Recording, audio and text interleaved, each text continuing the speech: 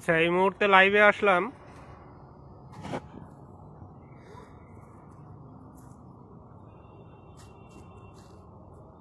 কিছুজন জয়েন হলে তারপরে বলা শুরু করছি। হাইকোর্ট চত্বরে আছি। তো সকালবেলায় বলেছিলাম আমাদের বিজ্ঞপ্তির কথা, পর্ষদের ওয়েবসাইটে নজর রাখতে। বিজ্ঞপ্তি চলে এসছে। তো তার পাশাপাশি যে আইনি বিষয়গুলো রয়েছে সেগুলো সবাইকে অবগত করানোর জন্য আরেকবার এলাম লাইভে। এমনি দেরি হয়ে গেছে, আমি হাঁটতে হাঁটতে বলছি, ঠিক আছে? যারা আছেন লাইভটা শেয়ার করে দেবেন, আর শোনা যাচ্ছে কিনা একটু পরিষ্কারভাবে বলবেন। হ্যাঁ,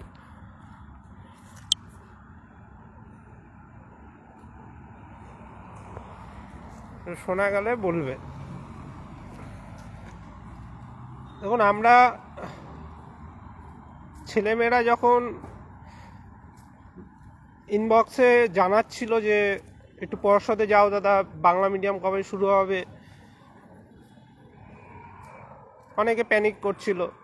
তো তখন আমরা কিছুজন সিদ্ধান্ত নিয়ে, আন্দোলন নয়, কিছুজন মিলে আমরা পর্ষদে একটা ছোট্ট কর্মসূচি করে গিয়েছিলাম এবং সেখানে আমাদের দাবি দেওয়া জানিয়েছি, ডেপুটেশন দিয়েছি। এবং সেই দিন আমরা জানিয়ে দিয়েছিলাম আপনাদেরকে যে সোমবার পর্যন্ত অপেক্ষা করতে। আমরা শুক্রবার গিয়েছিলাম, শনিবার যেহেতু কাজ হয় না পর্ষদে, তো সোমবার যাতে বিজ্ঞপ্তি দেয় সেই দাবিগুলো আমরা জানিয়েছিলাম এবং আপনাদেরকেও বলেছিলাম যে সোমবার পর্যন্ত অপেক্ষা করুন। এবং বিজ্ঞপ্তি নিয়ে অনেকে অনেক রকমের প্রশ্ন করে যে কার কবে কোন জেলায় হবে, তারপরে নিয়োগটা কতদিনে কমপ্লিট হবে। এই প্রশ্নের উত্তর সত্যি করে বলতে গেলে দেওয়া সম্ভব নয় কারোর একার পক্ষে, তাই এগুলো বারবার করবেন না।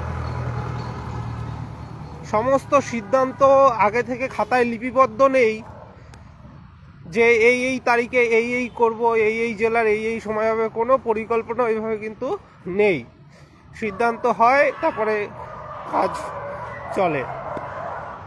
আমরা দাবি জানিয়েছিলাম যে ভোটের আগে যাতে নিয়োগটা সম্পন্ন করা যায় এবং সেটা চাইলে সম্ভব। আপনারা দেখছেন যে 3টে জেলার আজকের বিজ্ঞপ্তি দিয়েছে। 3টে জেলা দুদিন করে নিয়ে শেষ করে দিচ্ছে প্রায়। তো এরকম যদি দ্রুত করে দেয় পরপর টেনে, তাহলে সম্ভব। কিন্তু কি করবে আমরা জানি না পরবর্তী বিজ্ঞপ্তিগুলো না আসা পর্যন্ত। ফেব্রুয়ারি মাসে অনেকে বলবে যে সেখানে মাধ্যমিক আছে, উচ্চ মাধ্যমিক রয়েছে, তাই একটু ডিলে হলেও হতে পারে, বা অন্যান্য ইস্যুগুলো। কিন্তু সেগুলো কোনো কারণ নয়। সরকার চাইলে সবই সম্ভব, কারণ সরকার ইন্টারভিউ নিচ্ছে। যে কটা টেবিল করবে, প্রত্যেকটা টেবিলে 3 জন করেও যদি ধরি, সেই কয়জন, সবাইকে তো, সব শিক্ষককে তো লাগছে না। কিছু শিক্ষক থাকছে, কিছু অধ্যাপক থাকছে, রিটায়াররা থাকছেন। তো সম্ভব চাইলেই। সেই দাবিও আমরা রাখবো। এগুলো গেল সাধারণ বিষয়। এবার যেটা গুরুত্বপূর্ণ বিষয়, অনেকে জয়েন হয়ে গেছেন তাই বলছি। আমাকে আজকের দুপুরবেলায় খবর পেয়ে, মানে দুপুরবেলায় আমার আসতে হবে বলে তাড়াতাড়ি বেরিয়ে গেছি। আমার রাতে পড়ানো ছিল, পড়াতে পারিনি এবং কাউকে বলাও হয়নি। আমরা যে মামলাগুলো জিতেছিলাম সিঙ্গেল বেঞ্চে, আমি আগের দিনই পোস্ট করেছিলাম যত সম্ভব, যে তার মধ্যে একটা মামলা ডিভিশনে অলরেডি চ্যালেঞ্জ হয়েছে। আমরা আশাবাদী যে ডিভিশনে আমরাই জয়লাভ করব, ঠিক আছে? এবং পর্ষদ যেভাবে, পর্ষদের অ্যাডভোকেটরা যেভাবে আর্গুমেন্ট করেছিলেন, তার বাইরে কিচ্ছু তো বলার থাকে না। তো পর্ষদকে ধন্যবাদ আবারও। পর্ষদ ডিভিশন বেঞ্চে আশা করি দেখে নেবে বিষয়গুলো। এবং যারা যেই অর্ডারটাকে চ্যালেঞ্জ করে গিয়েছে, তারা খুব চালাকি করেছে, কারণ তাদের অর্ডারটাতে বিস্তারিতভাবে যে মেন প্রধান আর্গুমেন্ট যেগুলো ক্লারিফিকেশন, যে আমরা অর্ডারটা নিয়ে এসেছিলাম সুপ্রিম কোর্ট থেকে বিএড মামলায় যে ক্লারিফিকেশন এনেছিলাম, যেখানে বলে দিয়েছিল সুপ্রিম কোর্ট যে এটা শুধুমাত্র প্রসপেক্টিভ হবে যারা চাকরি করছেন তাদের জন্য, বাকিদের ক্ষেত্রে নয়, যেইটার উপর ভর করে আমরা সিঙ্গেল বেঞ্চেও জয়লাভ করেছি যে এটা শুধুমাত্র ইন সার্ভিসদের, বাকি কেউ এর সুবিধা পাবে না, সবার ক্ষেত্রে বিএডের নোটিফিকেশনের সুবিধা যে যা নিয়েছে সেই বাদ, সেই অনুযায়ী তাদের সার্টিফিকেট বাদ হচ্ছে, তারা রিক্রুটমেন্টে বসতে পারেনি। এছাড়াও 23-25-এর যে ইস্যুটা আমরা ধরেছিলাম এবং মামলায় আমরা জয়লাভও করেছি, সেইগুলো এই সব নিয়ে কিন্তু একটা মামলা, সেটা সিঙ্গেল বেঞ্চের অর্ডারকে চ্যালেঞ্জ করে তারা দিয়েছে। এবার সেই অর্ডারে ক্লারিফিকেশনের যে এই ব্যাখ্যাগুলো, যেটা পর্ষদের আইনজীবীও সুন্দরভাবে সুবিস্তার তুলে ধরেছেন, যে সুপ্রিম কোর্ট যে প্রসপেক্টিভ ওভাররুলিং করেছে, মানে জাজমেন্টটা যেদিন ঘোষণা হয়েছে তারপর থেকে সেটা সুবিধা কারা পাবে? শুধুমাত্র যারা চাকরি করছে তারা, বাকি কেউ নয়, বাকিদের ক্ষেত্রে রেট্রোস্পেক্টিভ। এই ব্যাখ্যাগুলো ওই জাজমেন্টটায় লেখা ছিল না, সেখানে ক্রপ করে কিছু কিছু কপি করে অর্ডারটা দিয়েছিল সিঙ্গেল বেঞ্চ। তো সেই অর্ডারটাকে তারা চ্যালেঞ্জ করেছে চালাকি করে। এখনও মামলার কপি সার্ভিস করেনি, পর্ষদকেও করেনি, এবং যারা অ্যাডেড রেসপন্ডেন্ট তাদেরও করেনি। করলে বিস্তারিত আরও জানা যাবে তারা কি কি পয়েন্ট বলছে। তো সেই মামলায় পর্ষদের উপর ভরসা রাখতে হবে। পর্ষদ সিঙ্গেল বেঞ্চের মতো ডিভিশনেও লড়াই করবে, এবং বিএড দিয়ে যারা পাশ করেছে আশা করি তারা পুরোপুরি আবারও পরাজয় হবে তাদের, এবং 23-25 ব্যাচ। এরপরে আসি যে আমাদের যে মামলাগুলো রয়েছে, ইন সার্ভিস নিয়ে আগের দিনই বার্তা দিয়েছিলাম যে তাদের নিয়ে চিন্তা করার কিছু নেই এখন আপাতত। পর্ষদ বলেছে, সুভাষদা ফোন করছে, একটু পরে ফোন করো। প্রাথমিক শিক্ষা পর্ষদ তাদের আশা করি বাদ দেবে।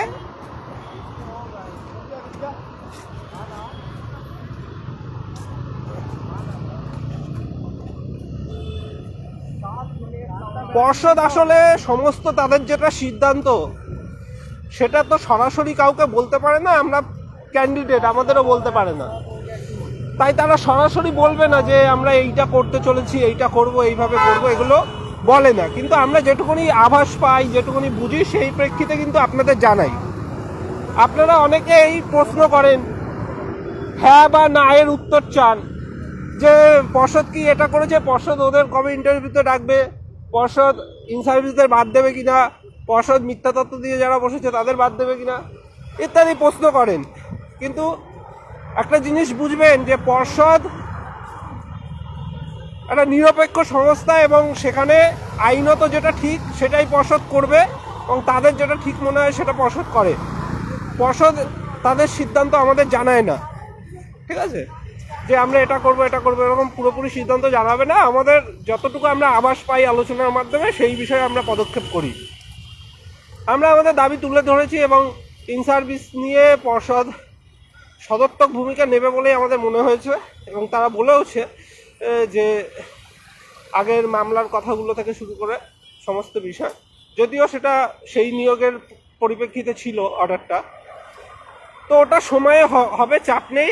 তাড়াহুড়া করে যদি আমরা বাই চান্স কোনো নেগেটিভ অর্ডার পেয়ে যাই, কারণ তথ্য তো কিছু নেই, এটা মানবিক দিক থেকে রায় আর কি, কারণ আইনত কোনো গাইডলাইন সেরকম নেই, তাই আমরা তাড়াহুড়া করছি না। আমরা দেখি, সবে শুরু হচ্ছে প্রসেস, দেখতে থাকি, আমরা নজর রাখবো। পর্ষদ নিজে থেকেই তাদের অনেকটা বাদ দেবে আশা করছি। এরপরে রয়েছে মিথ্যা তত্ত্ব দিয়ে যারা পাশ করে রয়েছে তাদের ক্ষেত্রেও সেম, মিথ্যা তত্ত্ব দিয়ে যারা পাশ করে রয়েছে তাদের ক্ষেত্রেও সেম, যেভাবে আমরা 23-25-এ মামলা জয়লাভ করেছি, একই রকমভাবে তাদেরও যাতে বাদ দেয় পর্ষদ, সেই দাবি আমরা রাখবো এবং পর্ষদ আশা করি সেই অনুযায়ী কাজ করবে, নাহলে আইনি জটিলতা তৈরি হবে। সেখানেও কিছু কয়েক হাজার রয়েছে। এনআরএসে আন্দোলন করেছে দেখেছো, এর আগে অনেক ক্যান্ডিডেট গিয়েছিল, অনেক প্রার্থী, হাজার হাজার প্রার্থী গিয়েছিল পর্ষদের সামনে, তাদের বসতে দিয়েছিল পুলিশ প্রশাসন, পরে আবার তাদের তুলে দেওয়া হয়েছে। তো তাদের দাবি ন্যায়সঙ্গত হলে অবশ্যই, আমরাও তো এনআরএসের বিরোধিতা করিনি, যারা যোগ্য তারা থাকবে, কিন্তু যারা ইন সার্ভিস ছিলই না কিন্তু এনআরএসের ডিগ্রিটা ভুল তথ্য দিয়ে করেছিল তাদের আমরা বাদ দিতে চাচ্ছি। তাই আমরা কোর্টে এসছি এবং তারা যে কোর্টে মামলা করেছে তাতেও আমরা ঢুকে বক্তব্য রেখেছি। সেই অর্ডারও হয়ে যাচ্ছিল, কিন্তু তারা সময় চেয়েছে বলে আর ফাইনাল অর্ডার হয়নি। যারা 9 তারিখে রেখেছিল 9 তারিখে শুনানি হয়নি, পরবর্তীকালে আবার হবে। ওখানে প্রায় কয়েক হাজার প্রার্থী রয়েছে। এবার যেটা বলার আপনাদের, দেখুন হাইকোর্টে মামলাগুলো চালাচ্ছি, এবারে এগুলো কিন্তু সুপ্রিম কোর্টেও যাবে। আমরা কিন্তু তখন কিন্তু পারবো না লড়তে, সহযোগিতা আসছে না এখন আর। মাঝে কিছু এসছিল ইন সার্ভিসের কিউআর ছড়িয়েছিল যখন, দেখুন ইন সার্ভিস বলে নয় যে একটা কিউআর ছড়াচ্ছে সেখানে একটা মামলা লেখা, শুধু সেই মামলার জন্য নয়, আমরা কিন্তু বিভিন্ন মামলাগুলো চালাচ্ছি যেগুলো প্রত্যেকটা মামলা পিছু ফান্ড তুলি না, কোনো কেসের মামলার ফান্ড তোলা হয় সেটা দিয়েই বাকি মামলাগুলোও চালানো হয়। এই জিনিসটা একটু বুঝুন। আর ফেব্রুয়ারির শুরুতেই কিন্তু আমাদের সুপ্রিম কোর্টে পরপর শুনানি আছে। একদিকে 2014 টেট প্রশ্নমূল মামলাগুলো, সেগুলো আমাদের লক্ষ লক্ষ টাকা খরচ হচ্ছে। তারপরে এইসব নতুন মামলাগুলো কে কবে আবার সুপ্রিম কোর্টে চলে যাবে, তখন আমরা কিন্তু লড়তে পারবো না। তো প্রয়োজন থাকলে কিন্তু আমাদের লড়তে হবে বেশ কিছু মামলাতে, সেখানে আপনারা সাহায্য কেউ করছেন না, আমরা হাত তুলে নেবো তখন।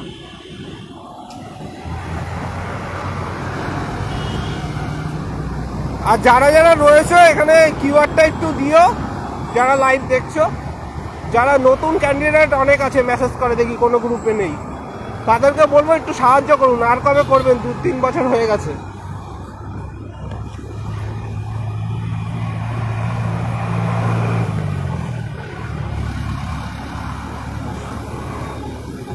এইভাবে তো চলতে পারে না। না, হাইকোর্টে আমরা অনেকগুলো শুনানি হয়তো চালিয়ে দিতে পারি, কিন্তু সুপ্রিম কোর্টে প্রচুর খরচা।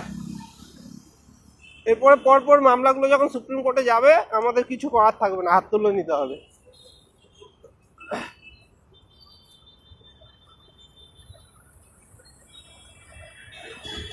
যাই হোক, যে দাবিগুলো আমরা রেখেছিলাম শুক্রবার, সেগুলো নিয়ে সঠিক কাজ না হলে আমরা কিন্তু আবার কর্মসূচি করব। আমাদের স্পষ্ট দাবি বেশ কিছু ছিল, যে এক্সট্রা কারিকুলার অ্যাক্টিভিটি যেটা রয়েছে সেখানে যারা লেখালেখি করেছে বিভিন্ন জায়গায়, আমাদের পরিচিত অনেকেই করেছে, পরিচিত মুখরাও, কারণ আশায় আশায় করেছে, সবাই করেছে যখন তারা কেন করবে না, তারাও করেছে। তো যেগুলো নিয়মে নেই সেগুলো যাতে নাম্বার না দেওয়া হয় সেটা আমরা দাবি জানিয়েছি স্পষ্টভাবে, এবং এই নিয়ে আমি কোর্টের অর্ডারও পর্ষদে নিয়ে গিয়েছিলাম সেম বিষয়ে এবং জমা দিয়ে এসেছি। এবার ভেরিফিকেশনে সেটা জানা যাবে কার ক্ষেত্রে কি করছে। আমি তো আর ভেরিফিকেশন টেবিলে থাকবো না, প্রত্যেকে ধরে ধরে বুঝতে পারবো না কে কি জমা দিচ্ছে। আদৌ দেখা যাচ্ছে আমরা কোনো কারণ নামে কিছু একটা পেয়েছি, কিন্তু সেটা দিলই না, আদৌ সে তার অন্য কিছু আছে, তো সেগুলো তো বাইরে থেকে বুঝবো না। পর্ষদ আশা করি ভালো মতোই ভেরিফিকেশন করবে। এর আভাস ইংলিশ মিডিয়ামেই পাওয়া গেছে, ইংলিশ মিডিয়ামে অনেকে অনেক কিছু দেখিয়ে নাম্বার পায়নি, যেগুলো নিয়ম অনুযায়ী ছিল না। ঠিক আছে, তাই যে যা খুশি নিয়ে গেলেই নাম্বার পাবে, এই ধারণাটা ভুল। লেখালেখির ক্ষেত্রে ম্যাক্সিমাম ওই বইটই এগুলোতেই লেখালেখি করেছে, জার্নাল টার্নাল, তো সব কিছুতে পাবে না নাম্বার। আর বাকি যে ক্ষেত্রগুলো আছে সেগুলো কিন্তু অত সোজা নয়, সরকারি সংস্থা থেকে হতে হবে, এমন নয় যে এরা কেউ এই রাজ্যস্তরীয় প্রতিযোগিতা এই বলে চালিয়ে দিল। কোনো একটা পাড়ায়, কোনো একটা শহরে বা কোনো একটা সংস্থা বা ক্লাব কেউ একটা আয়োজন করলো, অনেকে সেগুলো নিয়েও যাচ্ছে। রিকানেক্ট দেখাচ্ছে। তাই খেলাধুলার ক্ষেত্রে বা গান থেকে শুরু করে যেগুলো রয়েছে সেগুলো কিন্তু সরকারি সংস্থা থেকে সার্টিফিকেট থাকতে হবে, না হলে কিন্তু নাম্বার পাবে না। তাই বিষয়টা অতটা সোজা নয়।